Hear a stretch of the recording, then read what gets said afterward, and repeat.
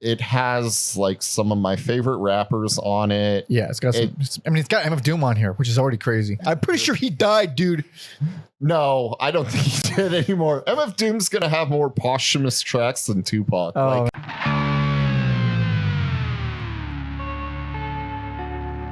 Welcome to Every Album Ever with Mike and Alex. My name is Michael Mansour, and I'm joined as always by my healthy, reliable, tall co-host Alexander Volts. Say hello. Hello.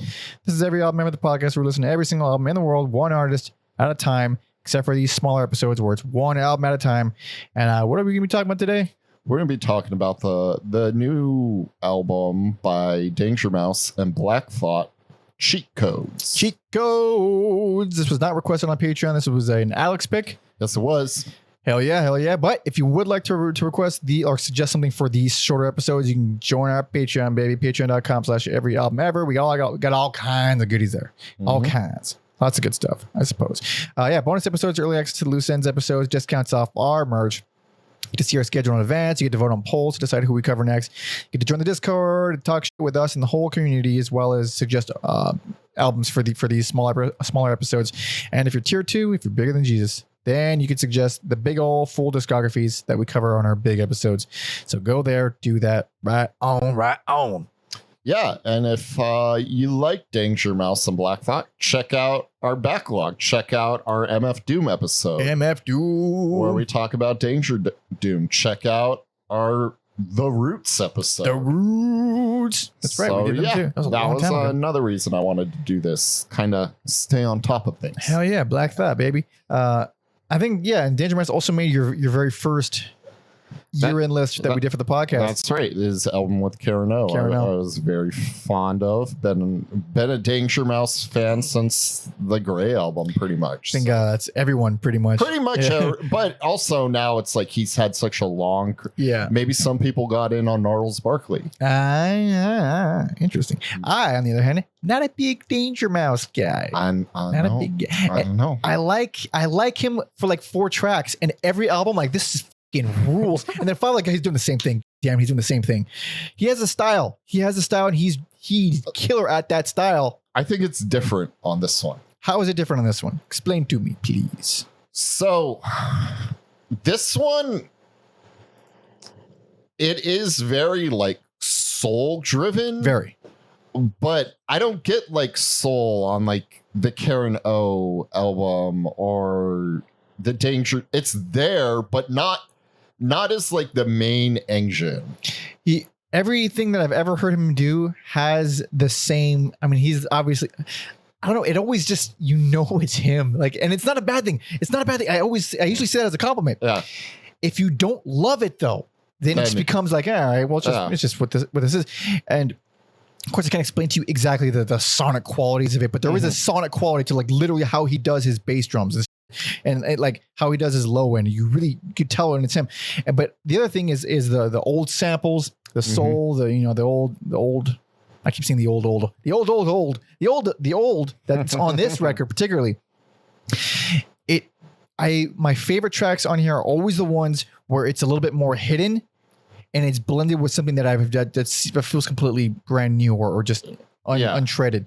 His production on here reminded me more of producer Adrian Young, who's worked with Ghostface Killer. And I probably gonna forget his name, Ali Muhammad from Tribe. Oh, yeah. He did the Luke Cage. It reminds me more of like Adrian Young or that group Bad Not Good on this one than like a traditional Danger Mouse thing. But because it doesn't sound like it, but it was just really, really reminding me of the Danger Doom record with the Aqua Teen stuff. That one's so much more bright and feels like this one is pretty dark. Yes, that one feels more like a cartoon, as it should. I mean, literally, it's a cartoon. So, this isn't like groundbreaking to me, but it has like some of my favorite rappers on it. Yeah, it's got some. It's got MF Doom on here, which is already crazy. I mean, I'm pretty sure he died, dude. No, I don't think he did anymore. MF Doom's gonna have more posthumous tracks than Tupac. Oh man, I mean, it's bound to happen. I mean, God willing. Part of the legend of Doom. This keeps Even when he's dead, it's got to keep growing.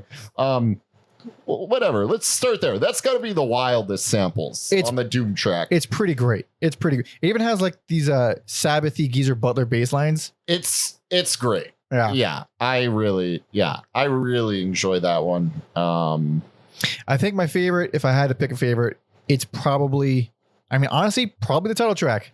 Oh, you like the title track? Those rhythmic beeps fucking do it for me. I don't know what it is about those damn beeps. They're so cool. I think it's good. I also, while listening to this, I never realized what a nerd Black Thought was until this album. So the album's called Cheat Codes, which is already nerdy because the video game thing. And it's a relic of the past at this point, though. It kind of is, but it's in slang where people like try to own each other on social media, and it's like cheat code because it's like too easy to own. So I don't fucking know. I'm too not. Yeah. But so anyways, nerdy stuff. And then the opening track, sometimes the first line out, feeling like prisoner in Azkaban. Azkaban? Is that Azkaban? Harry Potter. I don't fucking read those. That's pretty badass. Yeah. I take it back. It's up rules. Yeah. Black Thought. Yeah. I figured he was like, a nerd in the sense that he reads books and does all that, but not like the media he consumes is nerdy. I imagine everybody in the Roots is a fucking nerd. Yeah. Like in whatever thing they choose to be a nerd in. They're so good. Exactly. They have to be. Can't be talented and fucking stupid. Just can't be done. Also, that I like the line, and sometimes when he says vanish like Atlantis, it's real smooth. It's a good line. Real smooth. And the sample is crazy. The sample's a song called Love Without Sex, which I need to hear this song. It's great. Very moving. Not enough people sing about love without sex. It's the thing. It's not a very soulful topic. No. What else we got going on here? We got appearances by Raekwon the Chef. Yes, we do. Of the Wu-Tang Clan. And it's always fun to hear him.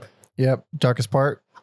Very strong. Yes. I didn't know Kid Sister was still making music. Don't know who Kid Sister is. If I doubt anyone does, but if anyone on the off chance, like some kind of more like pop.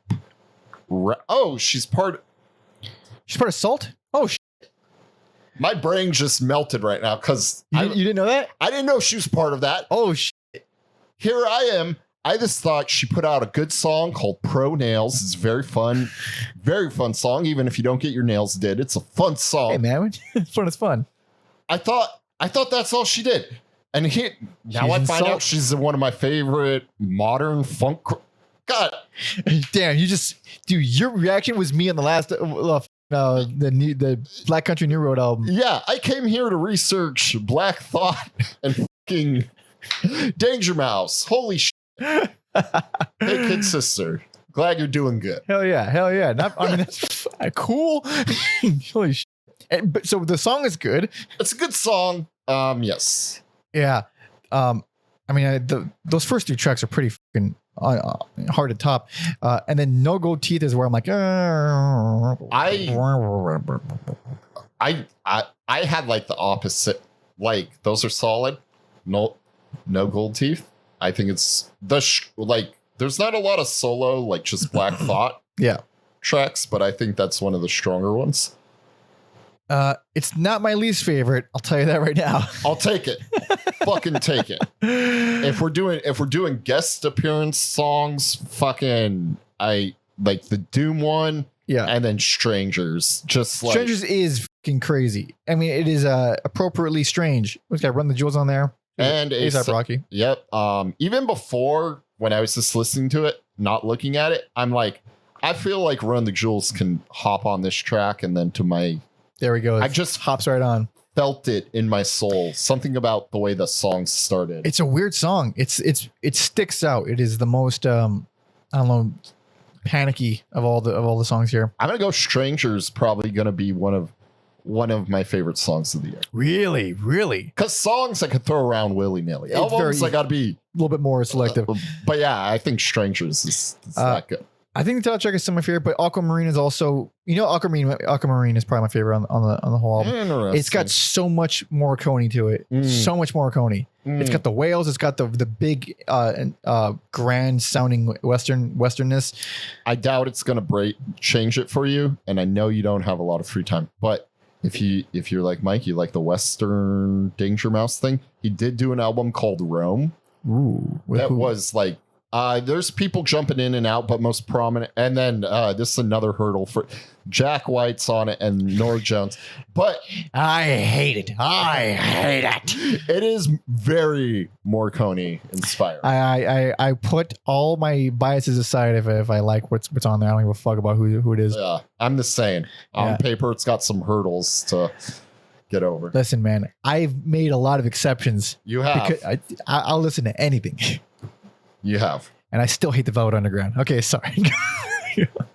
Got some more ridiculous lyrics on here. Which song? Identical Deaths. All right. He says, warrant for your arrest by the Karma Police. I'm sorry, this is fucking hilarious. There we go. All right. Just good. And then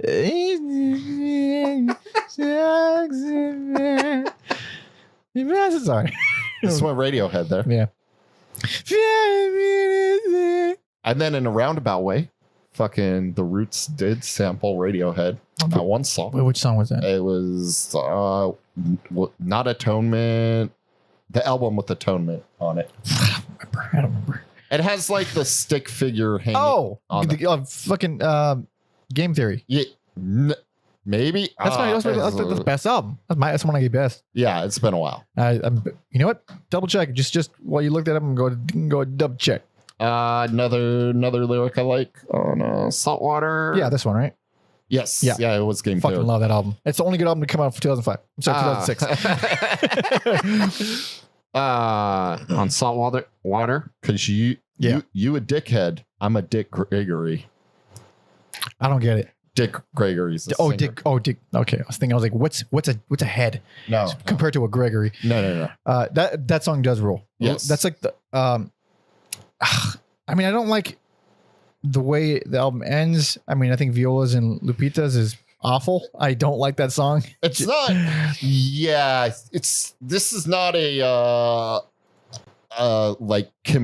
it doesn't feel like an album the way our last I don't want to call them reviews, but our last single album thing, Black Country. Oh yeah. Where like you start to finish, that had a clear goal. This kind of this peters out. It ends on a whimper. It's not a great song on its own, I don't think, but it's also a bad closer. Mm-hmm. So in a way, I don't know. Again, I don't know what I would. How does the other albums end? I don't remember. Does he usually end on does he like put a lot of like oomph into the closers? I don't have too many citations of Danger Mouse. I don't. I feel like because sometimes you see a track record of people who just don't know how to end albums that well. I felt like the Karen O one ended well. Like that one felt more like a complete album start to finish. But having said that, I listened to a handful of hip hop albums from this year, and this is one of the better ones so far. All right. I mean, it is a very good album, and like all my complaints aside, a lot of it is I cannot offer a single ounce of constructive criticism to this because it's just like you're doing it right. I just don't like it that much. Yeah, it is almost like a super group in a way where you got these two titans of hip hop, and then like for someone like me where all my favorites are stopping by and hanging out, what's there not to like? Yeah, I always end up just falling back and like, well, how good's the bass line? Fucking asshole. There was a good like, or what I thought was like the best bass close to Famous. Really? I mean, I do like the Asian elements in it. Like, some hints of Asian elements in there. That one made me think more like Mad Lib than Danger Mouse. Interesting. If you're like a hip hop producer nerd, I swear there's a difference. There is. Yes. There is. And I mean, I don't dislike Mad Lib, but I find Danger Mouse to be far more accessible. Oh, I think like far more accessible. 100%. I Yeah. mean, there's a reason like Gnarls Barkley exploded and Madlib did the slow but steady thing. He's not in jail, right? Madlib? Yeah. No. Was he in jail? I don't think so. But maybe I just love him so much. I'm like, my good boy, Madlib would never. No, yeah, he's a very nice boy. I'm sure this is just a mix up. Without even looking at anything I already knew, like, oh, this has got acclaim, like great scores across the board. Like, I get it. I totally get it. It's consistent. It's got soulful charm all over the place. I just happen to not like a lot of these compositions. Yeah, I think it's this. Yeah, I don't know. Like it delivers, but also to people of this quality, I'm grading them on a curve. I think they can do better. Ooh, holy shit. I was expecting better. But Yes. the thing is, what I was expecting was the entire album to be as amazing as the first 3 tracks. I was like, oh, this is obviously amazing. This is incredible. Yeah. And then I was like, ooh, it's not bad, but it doesn't really veer. It doesn't keep you guessing. Everything is mostly, aside from Strangers, which was a wild card, everything does feel the same. I think that's a fair assessment of the album. Yeah. All right. Well, we came together with that at least. Yeah, and like I said, grading on a curve. These are two guys who can, like, to me, do different and interesting stuff in hip hop. Mm-hmm. And this one, I don't want to call it safe, but fuck it. It's safe. It does feel a little safe. and there's nothing wrong with comfort food. That's where I'm landing on. Yeah. Soul food, if you will. If you will, yes. I was it wasn't too long ago, but I was at a little backyard shindig, small get together, Mhm. and my friend had he was bumping the Grey album, Yeah. and I guess I was the only other person there who knew what it was, and I was just like, all right, just whatever. I've heard, I know what it is. And then one other guy, buddy of ours, who's a listener to the podcast, I believe he might be listening right now. He said, "Oh, what is this?" And then another friend tells him, and he's like, I get what he's doing. I just don't like it. And I see like my friend's heart just crumble. Like, how could you say that about what's happening right now? It is like, I think if you are a like music nerd, it is you can explain what's going on the Grey album, but I don't think some people with no music background like realize how painstakingly.